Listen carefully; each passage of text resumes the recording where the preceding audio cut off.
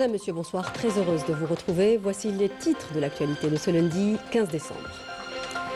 Le président de la République a signé ce lundi un décret présidentiel accordant une grâce à Mohamed Amin Ben-Reit, et ce en vertu de la Constitution, notamment ses articles 91 et 182.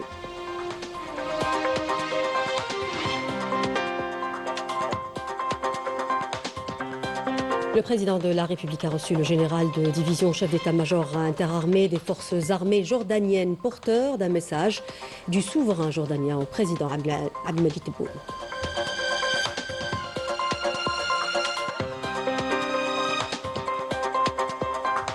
Le président de la République a également reçu le professeur Elias Zarhouni.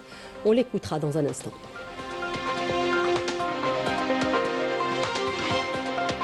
Autre audience, le président de la République a reçu l'ambassadeur de la République de Corée qui lui a rendu une visite d'adieu au terme de sa mission en Algérie.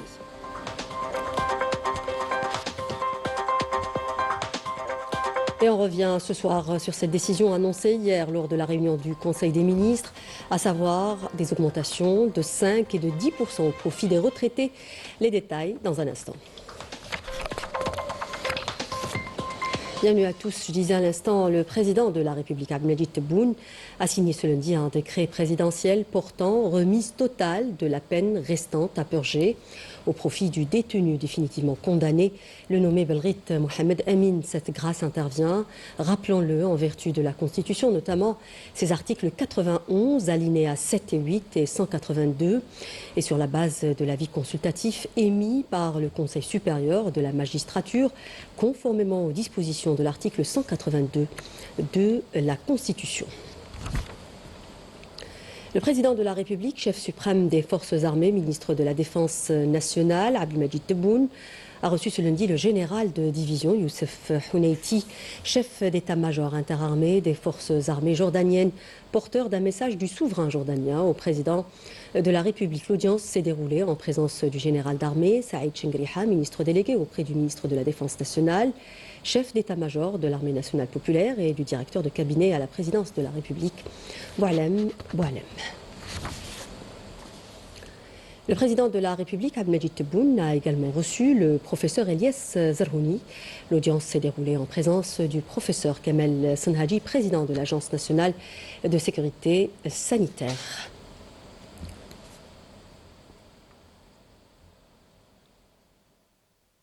Et le professeur Elias Zarhouni a confirmé sa disponibilité à la formation des étudiants suivant les méthodes des technologies modernes. Je vous propose de l'écouter. Lors de l'audience que nous a accordée le président de la République, Abdelmadjid Tebboune, nous avons discuté de l'université algérienne, de la science et des nouvelles technologies, ainsi que des meilleurs moyens pédagogiques à même de transmettre le savoir aux étudiants. Autre audience, le président de la République, Abdelmadjid Tebboune, a reçu également l'ambassadeur de la République de Corée, Yoo Ki-jun, qui lui a rendu une visite d'adieu au terme de sa mission en Algérie. L'audience s'est déroulée en présence de Ammar Abba, conseiller auprès du président de la République chargé des affaires diplomatiques.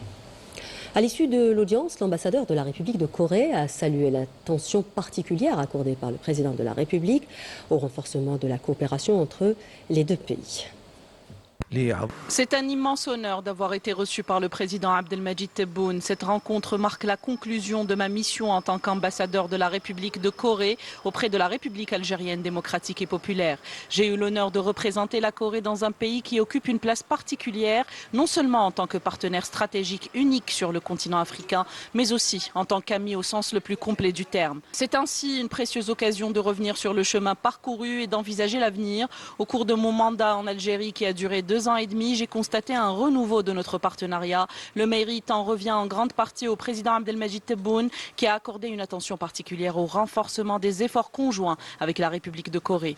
Aujourd'hui, la coopération entre nos deux pays a dépassé le seul cadre économique pour s'étendre au domaine de la défense et de la sécurité, ainsi qu'aux échanges culturels et aux relations entre les peuples, ce qui renforce davantage nos liens fraternels.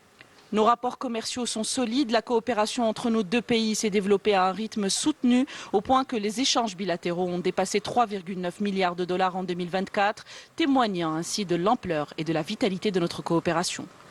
Les deux gouvernements œuvrent activement à la relance des travaux de la commission mixte algéro-coréenne, tandis que les entreprises coréennes manifestent leur volonté de contribuer de manière concrète et efficace au programme ambitieux de développement industriel.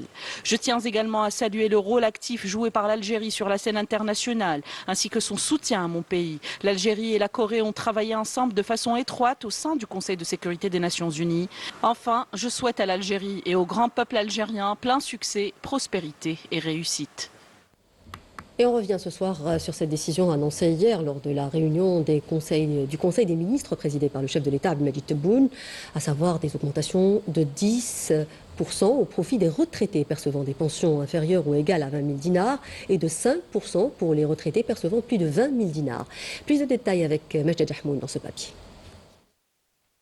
C'est une bonne nouvelle que les retraités ont appris hier suite aux décisions du président de la République lors du Conseil des ministres. Les pensions et les allocations de retraite ont été revues à la hausse. Une augmentation de 10% sera assurée aux retraités touchant 20 000 dinars mensuellement ou moins, tandis que ceux dont la pension dépasse ce montant verront leur revenu revalorisé de 5%. Cette décision s'inscrit dans la continuité des mesures sociales prises par les pouvoirs publics ces dernières années, visant à soutenir le pouvoir d'achat afin d'atténuer l'impact de la hausse des prix et soulager ainsi les ménages aux revenus les plus modestes. Une décision favorablement accueillie par les retraités qui voient leurs revenus renflouer davantage, notamment après la revalorisation du salaire minimum garanti et la précédente revalorisation des pensions de retraite remontant à mai 2024. C'est vraiment une très bonne décision et je remercie le gouvernement pour ça. Tout ce qui en plus est bénéfique pour les retraités. Ils ont beaucoup donné. C'est une bonne décision et bénéfique pour toute la famille. Toute augmentation est bonne. C'est une sage décision. Cela montre que les promesses du président de la République se concrétisent sur le terrain. Cette augmentation nous aidera à améliorer notre cadre de vie. À travers cette hausse, les autorités réaffirment leur volonté d'apporter un soutien concret à ceux qui ont longtemps contribué à l'effort national. Autre actualité, la signature hier par le président de la République de la loi de finances pour l'année 2026. Une loi prévoyant une série de mesures visant à soutenir le pouvoir d'achat, à améliorer le cadre de vie des citoyens et à contribuer au renforcement de l'économie nationale. Les détails avec Walid Yousfi. Pour préserver les grands équilibres financiers de l'État et renforcer l'investissement, tout en préservant le caractère social de l'action publique, la loi de finances pour 2026 prévoit une enveloppe budgétaire conséquente pour les salaires, traduite par une revalorisation du salaire national minimum garanti qui passera de 20 000 à 24 000 dinars à compter de janvier 2026. Dans le même sillage, l'allocation chômage passe elle aussi de 15 000 à 18 000 dinars avec une prise en charge totale de la couverture médicale, une mesure qui confirme la volonté des pouvoirs publics d'assurer un revenu minimum aux demandeurs d'emploi et de préserver leur dignité durant la phase de recherche de travail. La nouvelle loi de finances met en outre l'accent sur la préservation du pouvoir d'achat, l'amélioration du cadre de vie, la réduction des charges pesant sur le consommateur et la stabilité des prix. À ce titre, les transferts sociaux ont atteint près de 6 000 milliards de dinars, l'équivalent de 46 milliards de dollars, soit près du tiers du budget de l'État. La loi de finances 2026 ne prévoit par ailleurs aucune nouvelle taxe, contribuant ainsi à alléger la pression fiscale sur les ménages. Sur le plan économique, le texte confirme l'orientation stratégique de l'État en faveur du financement de l'économie nationale à travers de grands projets d'investissement à forte valeur ajoutée, visant à accélérer la diversification économique et à réduire la dépendance aux hydrocarbures avec l'adoption d'un prix de référence prudent du baril fixé à $60. Cette vision s'accompagne également d'un soutien affirmé à l'écosystème entrepreneurial avec l'objectif de créer 20 000 startups à l'horizon 2029 grâce à des mesures incitatives, parmi elles la prolongation des exonérations fiscales.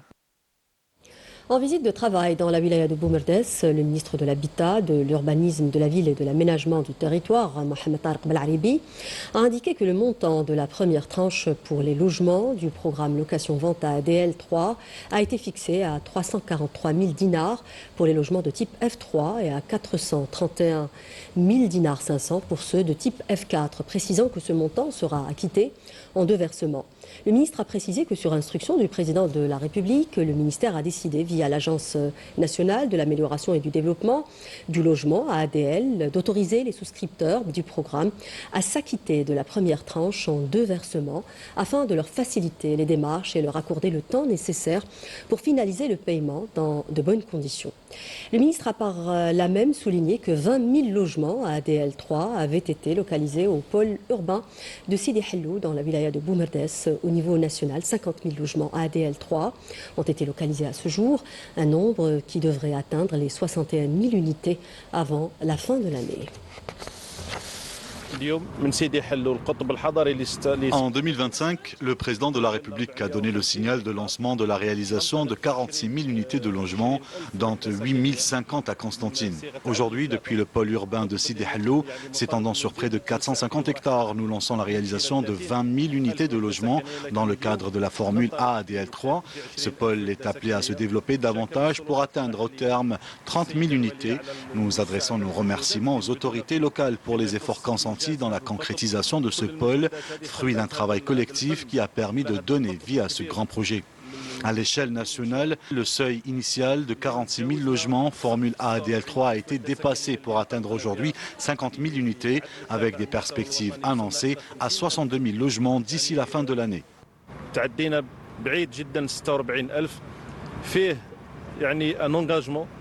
فيه وعود أنه وكالة عدل توصل إلى 62,000 على المستوى الوطني من نهاية السنة.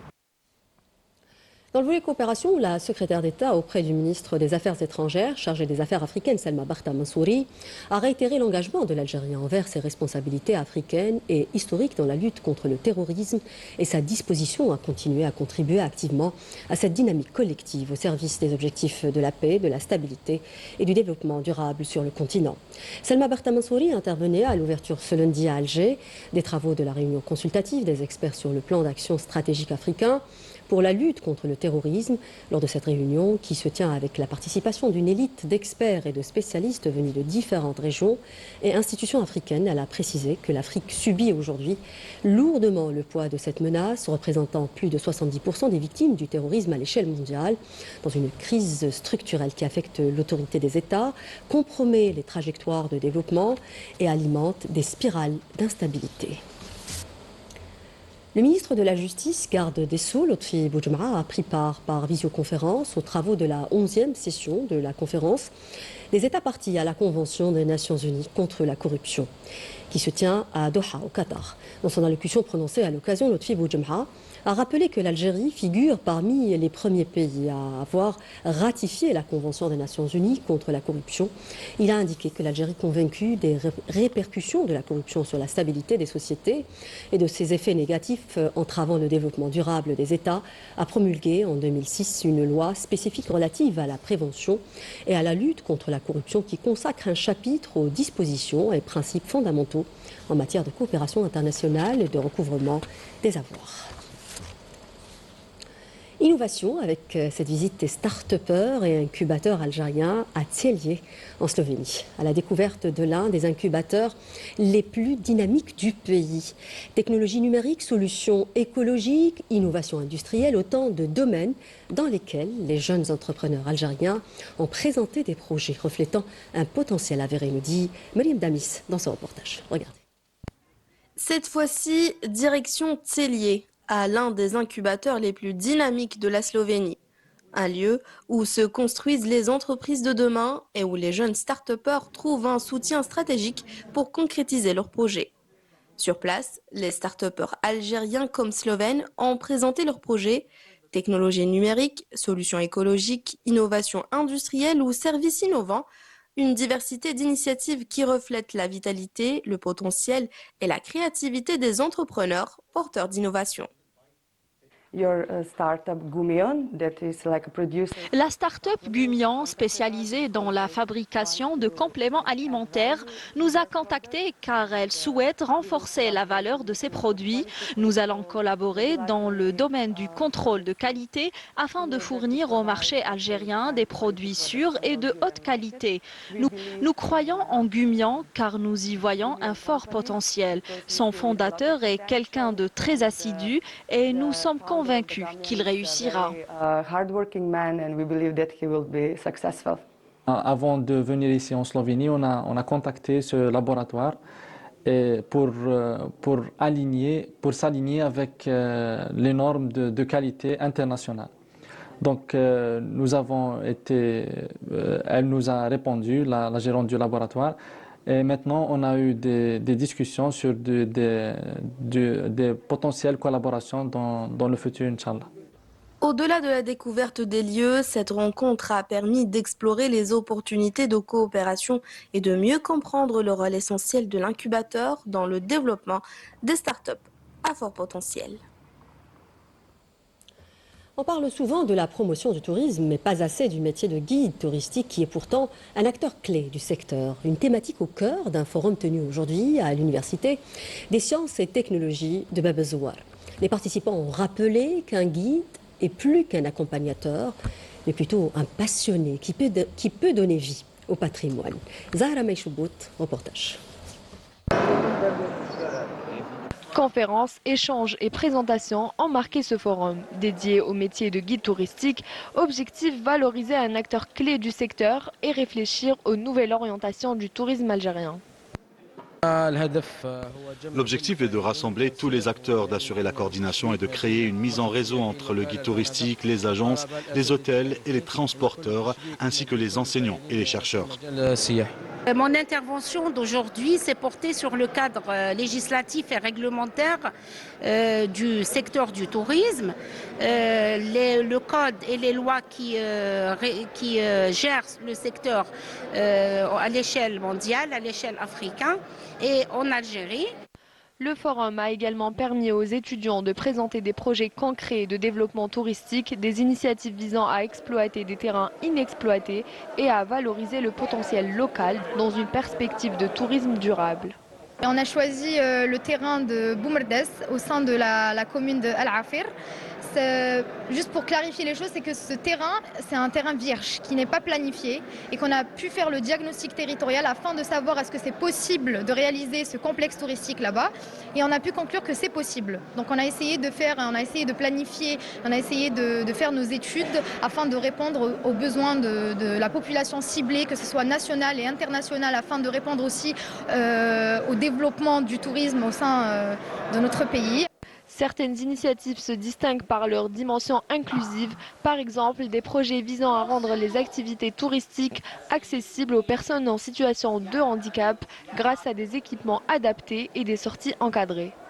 Notre chaise roulante qui permet le Djouala, qui permet aux personnes en situation de handicap de faire des randonnées, de visiter des sites touristiques qui sont normalement inaccessibles avec fauteuil roulant. Et aussi, nous sommes venus faire la promotion de notre formation d'accompagnateur touristique expert en PMR. C'est dans l'optique de développer le tourisme local. Sur le terrain, les guides touristiques rappellent que leur rôle va au-delà de l'accompagnement. Ils sont des passeurs d'histoire passionnés qui vont au-delà de la narration pour rendre le patrimoine vivant et concret à travers des visites théâtralisées ou thématiques. En tant que guide touristique, je joue un rôle central dans la valorisation du patrimoine. Mon travail ne consiste pas seulement à accompagner les visiteurs, mais aussi à leur transmettre l'histoire, la culture et à m'adapter aux différents publics afin de contribuer au développement d'un tourisme durable. Entre formation, innovation, projets estudiantins et tourisme inclusif, ce forum met en lumière une vision renouvelée du tourisme algérien où le guide touristique s'impose comme un acteur clé du développement national. Nous continuons notre série de reportages à Mila avec cette fois-ci de l'élevage bovin et ovin qui occupe une place stratégique dans la production animale. La filière se développe progressivement et s'appuie sur un encadrement rigoureux pour garantir la qualité de la viande rouge et du lait, assurer le suivi sanitaire et veiller au bien-être du cheptel, nous dit Majed Jahmoun dans ce reportage. Regardez. À Mila, l'élevage bovin et ovin s'impose comme un pilier de la production animale. Avec plus de 110 000 quintaux de viande rouge produits annuellement, la filière repose sur un encadrement sanitaire strict. On veille sur la bonne santé et l'hygiène alimentaire, c'est-à-dire la santé animale, notre premier lieu, et aussi bien la santé publique. Par rapport à la wilaya de Mila, le cheptel est de 69 290 têtes bovines, dont 34 000 vaches laitières. Aussi bien par rapport à la production laitière, on arrive à produire 158 millions de litres. Par rapport à la filière ovine, on est en train de développer. On arrive à 309 832 têtes ovines. Tous ces chiffres sont le résultat d'un suivi sanitaire rigoureux. Grâce à cet encadrement, la wilaya de Mila a pu développer une filière locale de renouvellement du cheptel avec la production de plus de 1800 génisses algériennes. Notre activité a été lancée en 2017. On avait commencé par importer plus de 700 génisses pleines. Aujourd'hui, notre production est 100% locale avec environ 1200 têtes bovines, dont 800 vaches laitières. Au niveau de notre pépinière et grâce à l'accompagnement de l'État, nous avons aujourd'hui plus de 1000 génisses 100% locales. L'insémination, la semence, tout est fait ici et notre objectif est d'en produire assez pour commercialiser la génisse algérienne sur le marché. De l'importation à l'autonomie, voilà un modèle fondé sur le suivi vétérinaire, la maîtrise locale de la production et l'amélioration continue des conditions d'élevage. MBN à présent, le général-major Souid Mohamed El-Bachir, directeur central des services de santé militaire de la Défense nationale, a présidé ce lundi au niveau du cercle de garnison de l'armée à Ain Nadja la cérémonie d'ouverture de la 7e journée du centre de transfusion sanguine, et ce en présence d'officiers généraux, des directeurs des unités de santé et de médecins spécialistes civils et militaires, nous dit Walid Yousfi dans ce papier.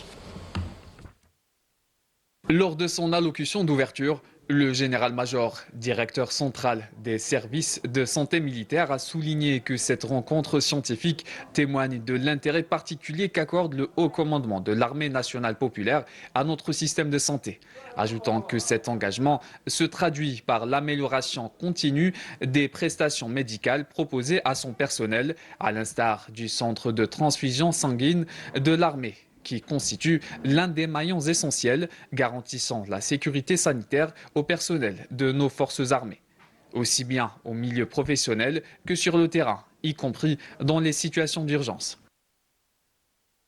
La 7e journée du centre de transfusion sanguine de l'armée a connu l'organisation de conférences et d'interventions autour de thématiques de l'hémovigilance, le contrôle de la qualité des produits sanguins, la greffe des cellules souches hématopoïétiques et la thérapie cellulaire, ainsi que sur la problématique du polymorphisme des globules rouges en immunohématologie et les défis scientifiques pointus qu'elle implique.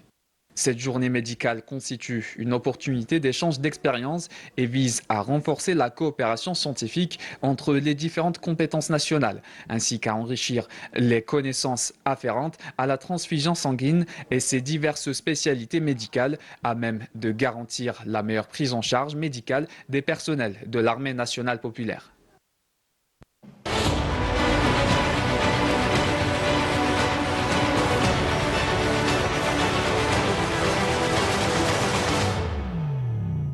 À l'étranger, 37 personnes sont mortes hier à Safi au Maroc en raison de crues soudaines après des précipitations qui ont entraîné des inondations dans des habitations et commerces. Les précipitations ont causé des écoulements torrentiels exceptionnels et ont provoqué la catastrophe, révélant des fragilités structurelles, nous dit Walid Yousfi dans ce papier. des villes et des villages entiers se noient dans l'indifférence. Chaque hiver, les quartiers se retrouvent isolés, les habitations endommagées, les moyens de subsistance menacés.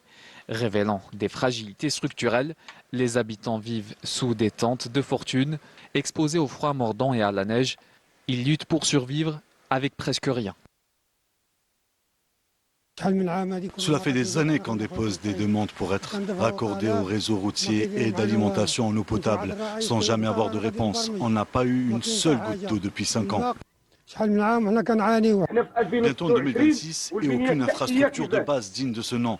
Regardez ce chemin, il est impraticable. Tous les budgets sont engloutis dans le quartier chic. Les routes disparaissent sous les eaux, les maisons s'effondrent et avec elles, le peu d'espoir qui restait à leurs habitants. Chaque épisode de forte pluie ravive la même peur, perdre un toit, des proches, une vie entière engloutie. Les premiers touchés restent les sans-abri, déjà confrontés à des conditions de vie précaires. Ces bâtiments peuvent s'effondrer à tout moment. Pourquoi attendre uniquement les élections pour agir? Regardez un peu l'état des routes, c'est une catastrophe. Aujourd'hui, nous n'avons ni eau, ni sucre, ni farine, ni rien. Nous sommes fatigués. Nous voulons seulement de l'eau potable. Dans ces territoires meurtris, l'eau n'emporte pas seulement les biens, elle emporte aussi la dignité et le sentiment d'appartenance à une nation qui protège les siens. Le peuple marocain continue donc de faire face, seul aux conséquences désastreuses de la politique du Marzen.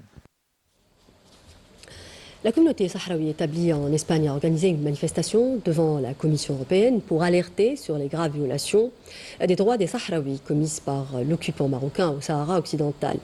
Les manifestants ont également dénoncé l'exploitation illégale des ressources naturelles du peuple sahraoui par le Maroc et ont réclamé le respect de leurs droits à l'autodétermination.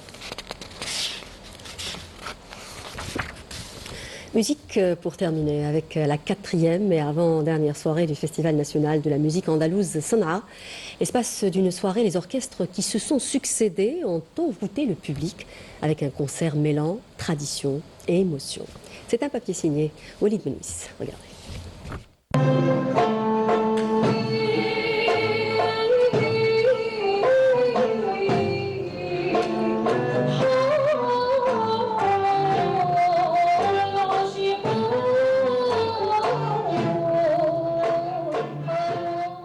Mezmoum est la nouba choisie par l'orchestre de l'association Al-Janadiya de Boufarik pour la 4e et avant-dernière soirée du Festival national de la musique andalouse à Sanaa, qui a regroupé l'école Anadil Menzah d'Alger et l'association Al-Rachidiya de Cherchel.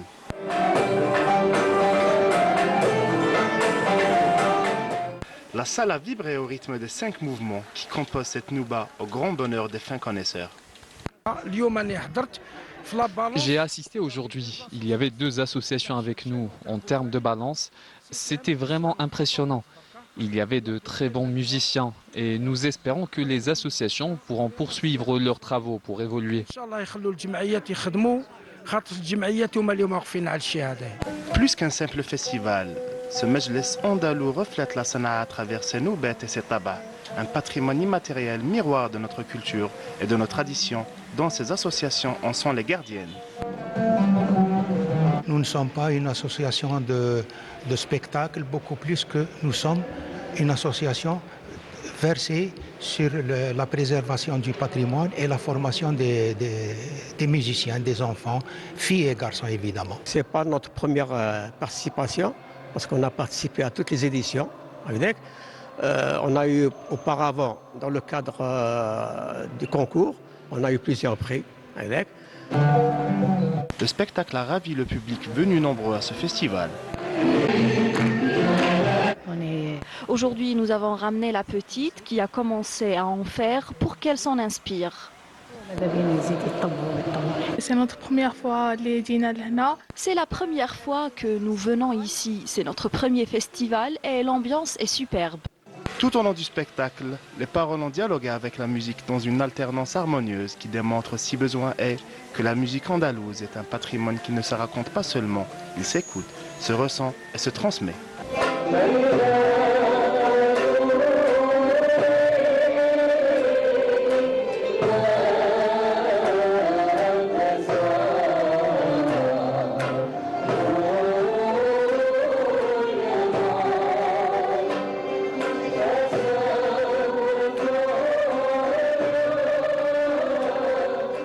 avec de la belle musique classique, nous arrivons au terme de ce journal. Merci de l'avoir suivi au nom de la rédaction qui l'a préparé, au nom de l'équipe technique qui l'a réalisé. Je vous retrouve demain à 19h. Excellente suite des programmes sur notre chaîne. Au revoir.